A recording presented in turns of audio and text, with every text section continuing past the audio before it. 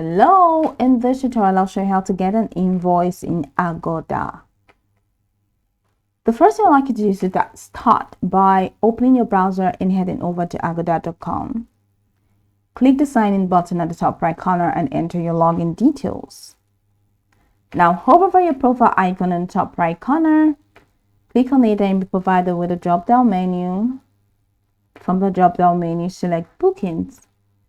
Now, this is going to take you to a window where you will see all your current and past reservations. From here, find the booking for which you want the invoice and click it to open its details. It has to be under upcoming or completed or cancelled. Upcoming or completed, not cancelled. So find the booking for which you want the invoice and click to open its details.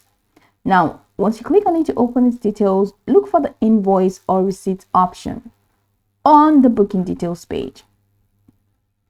If an invoice is already available, you can download it directly by clicking download invoice or view invoice. I'll go over that again.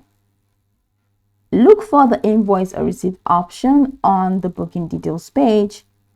If an invoice is already available, you can download it directly by clicking download invoice or view invoice. If the invoice is not available to download, look for a request invoice button or link. Click it and fill in the required details such as your billing name and company information. Submit the request and Agoda will email your invoice within a few business days.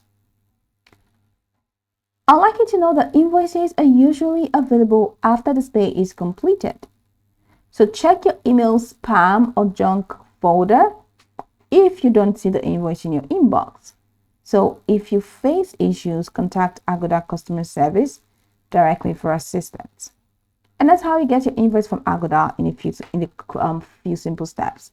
So remember, when you get over to completed, this is where you can find the booking where you can now request an invoice for. So go over the tutorial from the top to the bottom to get acquainted with the steps, and of course once you're done you'll be good to go. I hope this tutorial marvelously helped you search.